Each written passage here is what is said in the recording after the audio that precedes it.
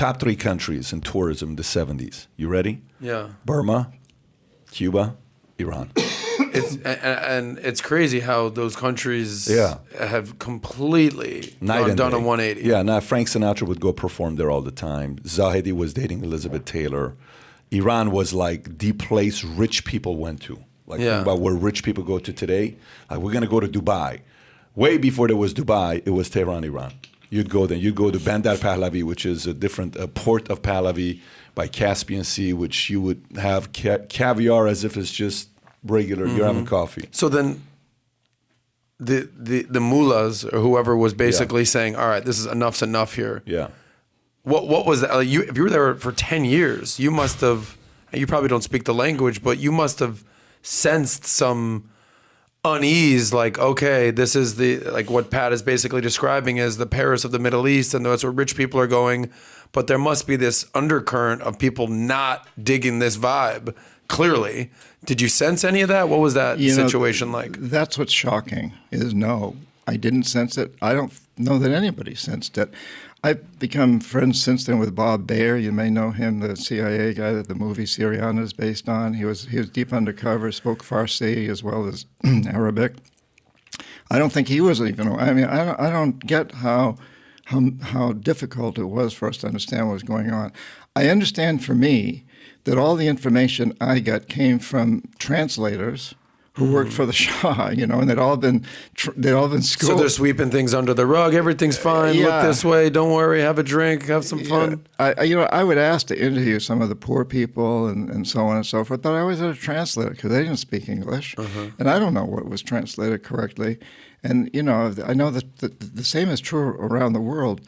You get a lot of misinformation if you don't speak the language. I'd find one of the reasons Latin America was so enlightening for me in Torrijos because I spoke Spanish. Right. But in Iran, no, we had no English. Iran was the only country at the time. Saudi Arabia. Well, our contract in Saudi Arabia was actually with the U.S. Treasury Department to build stuff in Saudi Arabia. That's another story. But I think Iran was the only country where my company did not require advance payment for the work that we did. We trusted Iran to pay its debts. They had the money. Yeah, and as a result, we lost millions of dollars when the Shah went down because they owed us a lot of money, which we'd never collected because we totally trusted them.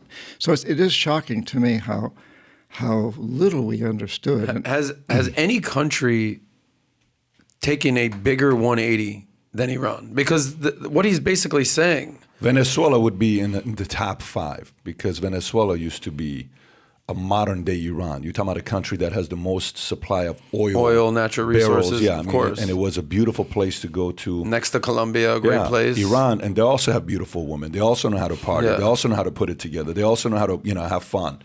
And Iran did so as well. But Iran... But Venezuela, I wouldn't put them on the same level as Iran. Iran is working on nuclear missiles. But during that time, this guy had a deal originally. British Petroleum, right, BP, was in Iran. BP. Prior to that, it was called the Anglo something, Persian oil company, So it was Britain had a chokehold on Iran. And they pretty much ran everything in Iran. Until Mossadegh, which was somebody that, I don't know if you dealt with Mossadegh's issue. I think other people from... Mossadegh was the early 50s, so I was still a kid. You were still a kid, Mossadegh was a guy... Mossadegh would have been the modern-day Bernie Sanders. He was a socialist, and he wanted to take the oil money from Iran and give it to everybody, and he didn't like the fact that the rich people were getting richer and all this stuff, and he came in... And he kind of wanted to negotiate stuff with oil, but he wasn't strong enough to negotiate. And then Zahedi, which you know who Zahedi is, he was the ambassador of U.S. Zahedi was a very powerful man. And Hoveda also. Yeah, I would say that as well. But Zahedi was, how would you describe Zahedi? He dated Elizabeth Taylor. Zahedi was like, if you pull up a young Zahedi, put Ardesh. A young... no way Tyler spells this right. There's a Z, there's an H, there might be a lowercase q, it's zero. It's Zahedi, Tyler. Can you get this right? So $100 if you spell this right on the first time. $100, shit, I'll give you $1,000, but I'll Zahedi. Arde. He went to a porn site. Ardeshir. and then put Zahedi. Okay. Young. Okay, go to images. And this guy was like the right there. Click on that one. That one right there is fine.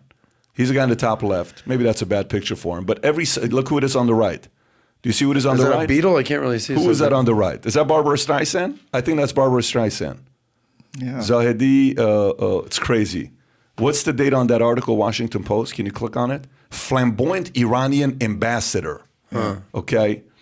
Died at 93. What age is that? Can you get rid of that? No. Let's see. You can. I'll go back and see when he just died, because it has to be in the last 18 months. And who was he in Iran?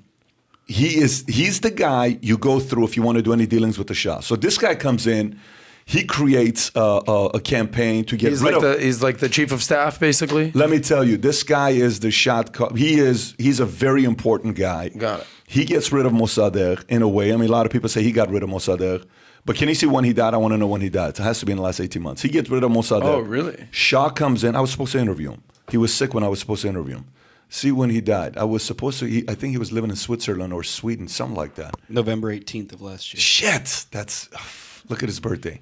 You know he's a special guy. It's October 16, 2 days apart. He died 3 months ago. I know. He just died. I'm telling you, I had a schedule to go to Switzerland. Mario, we got on a call with the guy. He sent me an autograph of his book saying, I'm looking forward to the interview because we were going to have some interesting conversations together, but unfortunately he died. Well, do you see who his wife was? His wife did up until 1964. Shahnaz Pahlavi. Yeah, you know who that is. Well, Pahlavi is a pretty well-known name, isn't it? That's the sister, I think. Yes, that's the Shah's family. Yeah. And, he's lucky because Hoveyda, who was prime minister, and I got to know quite well, was executed. He was shot by, we don't know whether it was a firing squad or whether somebody shot him just before his I'm surprised he lived this long. Yeah, that's what I'm saying. He's lucky. He made it because Hoveyda, right after the revolution, was put on trial and found guilty of all kinds of things. No question about it. Khomeini was after this guy for the longest time. Yeah. Everybody was like, this guy's not going to make it. No, but he made it to 93. Legit respect for him to make it that long. By the way, this guy was the encyclopedia of everything that took place during that time. If there's a guy that knew it, was this guy. So if you enjoyed this little short segment from the podcast that we did, here's another short segment to watch. Or if you want to see the entire podcast, click over here. Take care, everybody. Bye-bye.